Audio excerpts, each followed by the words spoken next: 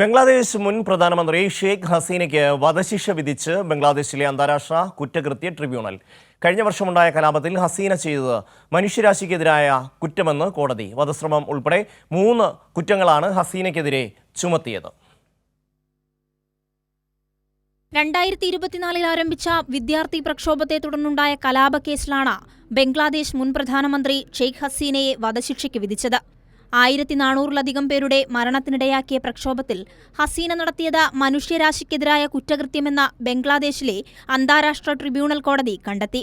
വധശ്രമം ഉൾപ്പെടെ 3 കുറ്റകൃത്യങ്ങളാണ് ഹസീനയ്ക്കെതിരെ ചുമത്തിയിട്ടുള്ളത്.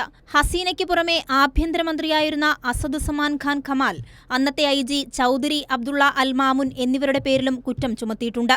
പ്രക്ഷോഭകാരികൾക്കുമേൽ മാരകായുധം പ്രയോഗിക്കാൻ ഉത്തരവിട്ടതിനു പിന്നാലെ വിദ്യാർത്ഥികൾക്കുനേരെ ഉണ്ടായ വെടിവെപ്പിനെക്കുറിച്ച് ഹസീനയ്ക്ക് അറിവുണ്ടായിരുന്നെന്നാണ് കോടതിയുടെ കണ്ടെത്തൽ. എന്നാൽ തനിക്കെതിരായ ആരോപണങ്ങൾ വിചാരണവേളയിൽ തന്നെ ഷെയ്ഖ് ഹസീന നിരസിച്ചിരുന്നു. അതേസമയം ഹസീനയുടെ വിചാരണ രാഷ്ട്രീയ പ്രേരിതമാണെന്ന വാദം മുഹമ്മദ് യൂനുസ് നയിക്കുന്ന ഇടക്കാല സർക്കാരും നിഷേധിച്ചു.